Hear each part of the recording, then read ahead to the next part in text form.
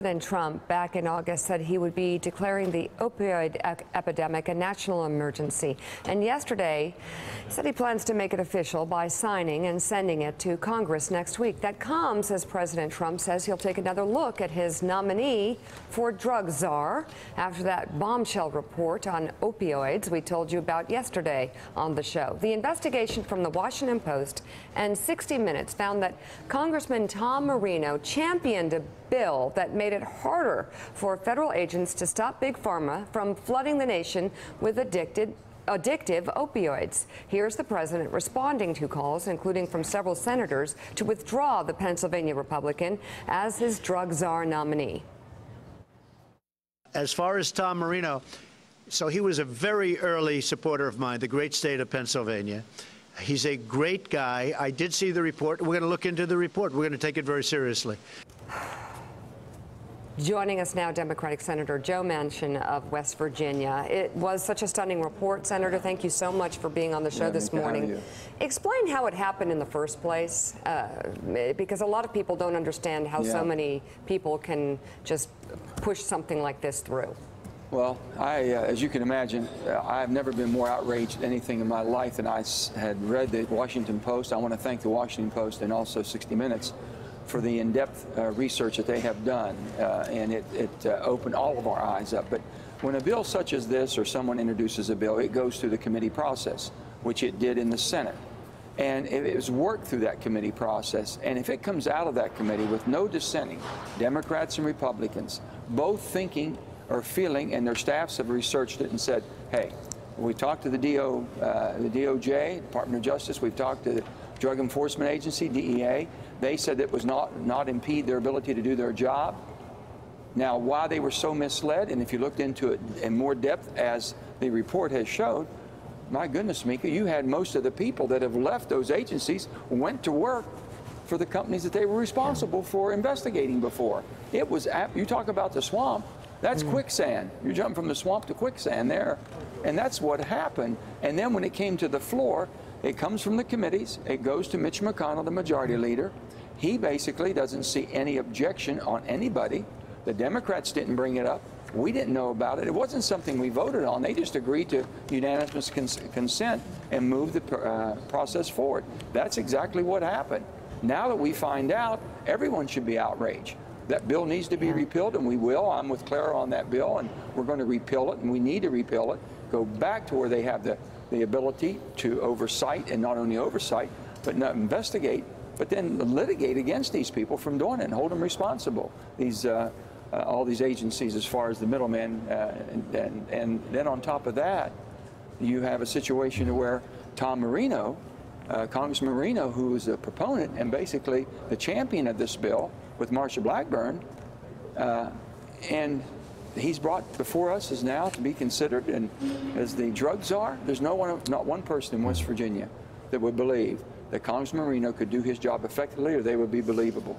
Just no. And I'm asking the president to please find somebody else. How about Joe Anazizi? How about the gentleman who really knows it and who's passionate about it, that worked in the DEA, who basically brought all this forward and has more knowledge than anybody else? Find somebody passionate that has a real reason to be able to fight this thing and help us to be believable. If you really want a war on drugs, let's find a general that can fight the war. Senator Manchin, it's Willie. Good to see you this morning. This bill passed the Senate by unanimous consent last year, March of 2016. As you've had a chance now to unwind this thing and peel through it and figure out what was really underneath, you've said it was camouflaged. For people who didn't read the Washington Post or see the 60 Minutes piece, in as concise a terms as you can, what happened here and what was Congressman Marino up to? Well, first of all, the person who wrote the bill for Congressman Marino, as I understand, and it's factual, no one's disputed the facts, is this Mr. Barber, who was the head person at DEA. Then he went over to the other side, working for the companies and the drug distributors, if you will, and wrote the bill and continued to massage it, where no one had any concern whatsoever that it would impede their ability to do their job. He was basically brighter and understood it better and was able to navigate it more succinctly than the people that should have been catching it. So it wasn't, I asked my staff, Willie, how could this happen? They said, we were told we always do this. We call the agencies to find out if it's something they agree or disagree, something we know. Let me give you an example. When I first knew that we did not have Vicodin or Lortab as a Schedule II drug, which makes Schedule II says only 30 days by a doctor's prescription, and you have to go back for a doctor's visit before you can prescribe more. They were Schedule III giving out 90-day prescriptions like M&Ms and didn't have to go back to doctor's visit. They just called in and continued to keep filling them. We got that change and fought for 3 years. That should have been a 3-week process. It took 3 years. This is how bad this system is. This has been a business plan. I have said this from day one. In West Virginia, I know Mingo County, I know Kermit, West Virginia. When you have less than 400 people and send 9 million pills down there, you tell me that's not a business plan, that you don't want to make money off of it? My goodness, you got to be stuffing pills down people's throat, men, women, and children. This is uncalled for. Yeah. It's criminal. Joe.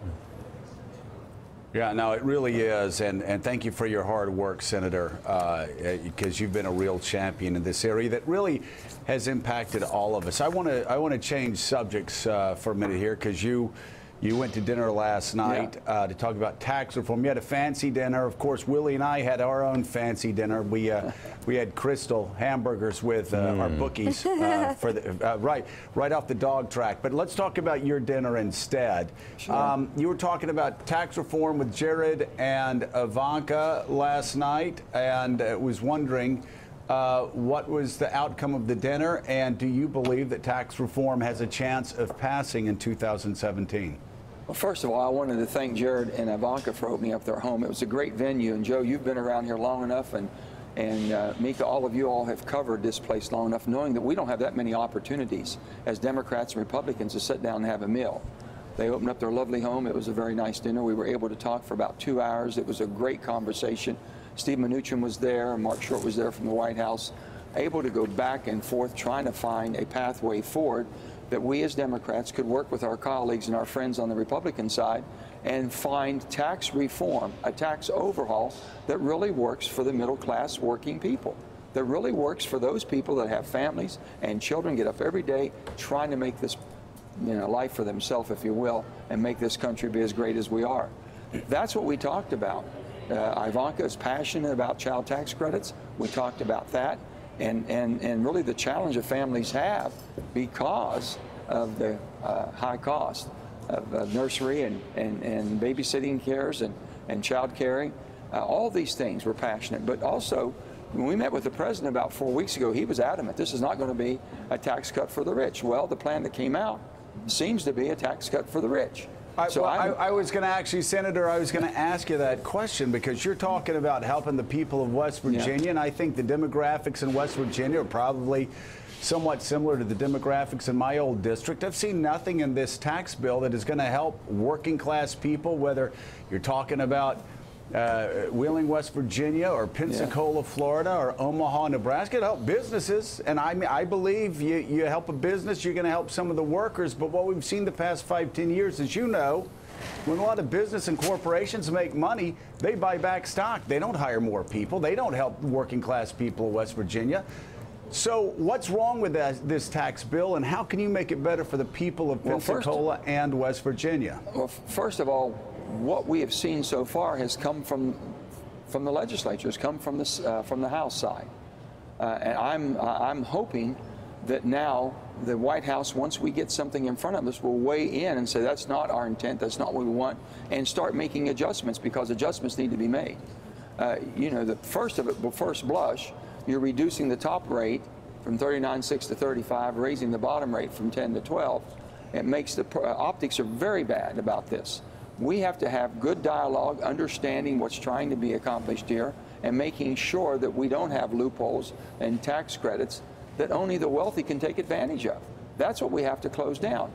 Democrats, me especially, I think a 25%, I've said this before, a 25% corporate rate from 35 to 25, territorial, these all work very well. 10% repatriation back to capital expenditures and not basically for stock shares and shareholders to distribute for dividends. These things can work. But also on the top end, you've got to give a break not just to the top end, but to the middle class. That middle class basically has been stagnant for all these years, and we've talked about that. The pass-through, you know, all these rates, the capital gains, everyone's concerned about that. Deduction of interest. There's so many things that the average person is never able to benefit from. And those things got to be cut out. No one's talking, Joe, about $20 trillion of debt. Don't you think we ought to be concerned about the debt that we have and the growth that's going to come to this debt? And you can't just go up to the roulette wheel or go up to the crap table and says, oh, today's my day. We're going to hit it big. Joe. Right. Well, I mean, that's what Willie and I do, but we do it at the dog track. Hey, John Heilman, some breaking news here from the BBC. Interesting, just on a side note, just to pass along to our viewers. U.S.-backed alliance of Syrian, Kurdish, and Arab fighters now have taken full control of the so-called Islamic State capital of Raqqa. Just some news to push out there.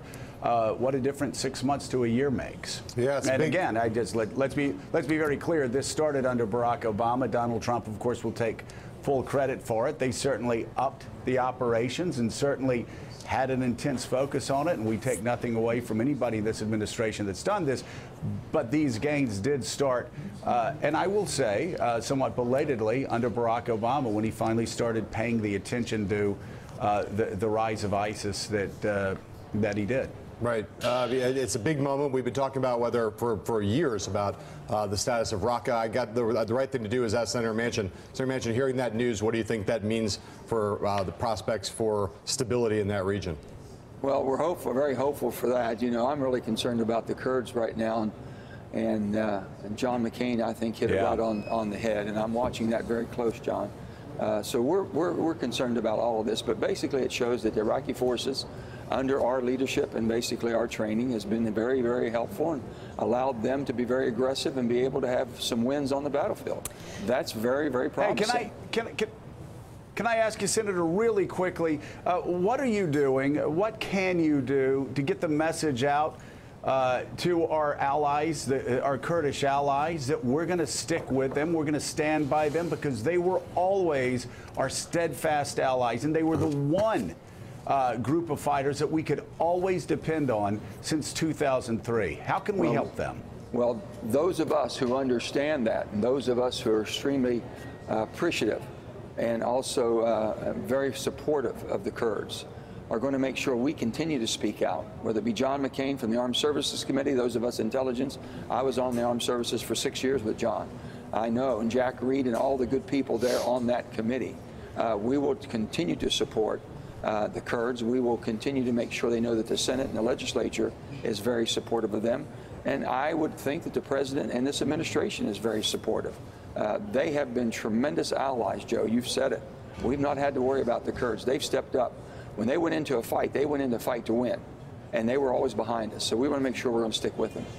Senator Joe Manchin, thank you so much for being on the show this morning. Good to see you. Thanks, Mika, Joe, Willie, and everybody. Thank you. Thank you so much. Still ahead this morning from the new film LBJ, director Rob Reiner and actor Woody Harrelson join us here on set. How the 1960s helped shape the politics of today.